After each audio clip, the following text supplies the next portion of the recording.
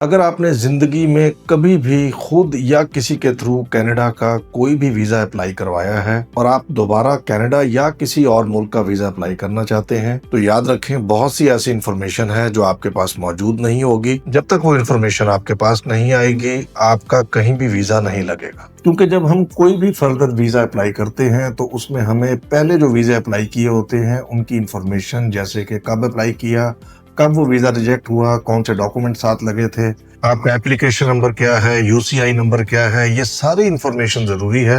Otherwise visa officer ये समझेगा कि आपने इन्फॉर्मेशन उससे छुपा ली है, जिसके नतायज आपके लिए बहुत भयानक हो सकते हैं। इसी तरह से समटाइम्स हमारा बायोमेट्रिक यानी कि फिंगरप्रिंट्स ठीक नहीं आते या हमारी पिक्चर ठीक नहीं आती, तो ये इन्फॉर्मेशन कभी रिफ्यूजल लेटर में नहीं होती और इसी की वजह से हमारा वीजा बार बार रिजेक्ट होता है। जब आप किसी कंसल्टेंट या एजेंट के थ्रू वीजा अप्लाई करवाते हैं तो वो आपको बहुत सारी इन्फॉर्मेशन नहीं देता, जैसा कि आपका लॉगिन, आपका application number, UCI number. Even वो ये भी नहीं बताता कि उसने कौन सा वीजा अप्लाई किया है, क्योंकि आपसे वो कुछ कह देता है, असल में उसने कुछ और वीजा अप्लाई किया होता है। और ये मैं बात क्यों कर रहा हूँ, ये मैं इसलिए कर रहा हूँ क्योंकि मेरे पास ऐसे केसेस आए कि कुछ लोग ये समझ रहे थे कि उनका वर्क वीजा अप्लाई हुआ, लेकिन हकीकत में वो विजिट वीजा था। अब ये सारी इन्फॉर्मेशन हमें क्यों चाहिए? क्योंकि डन के केस में तो वो बंदा आपको ब्लैकमेल करता है कि पहले मुझे इतने पैसे ला कर दो तो मैं आपको ये इन्फॉर्मेशन दूंगा। इवन आपने खुद भी अप्लाई किया हो तो बहुत सारी ऐसी चीजें हैं, जैसा कि कनाडा का वीजा बैन वगैरह। इसी तरह से समटाइम्स हमारा बायोमेट्रिक यानी कि फिंगरप्रिंट्स ठीक नहीं आते या हमारी पिक्चर ठीक नहीं आती। ये अमूमन रिफ्यूजल लेटर के ऊपर नहीं आते, उनकी एक्यूरेट इन्फॉर्मेशन देना होती है। अगर आप कनाडा से ये सारी इन्फॉर्मेशन निकलवाना चाहते हैं तो इस नंबर पर कॉन्टेक्ट करके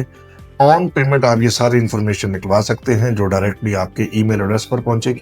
हम वो सारी इन्फॉर्मेशन पढ़कर आपको ये भी गाइड करेंगे कि अब नेक्स्ट टाइम आपको कौन सा वीजा अप्लाई करना चाहिए जो कि आपको मिल सके। अगर आप ऐसे ही वीजा अप्लाई करते रहेंगे तो वो वीजा फीस इन 15,000 से बहुत ज्यादा है, जिससे आपका प्रोफाइल भी डैमेज होता जाएगा और आपको पता भी नहीं चलेगा कि आप रिफ्यूज क्यों हो रहे हैं।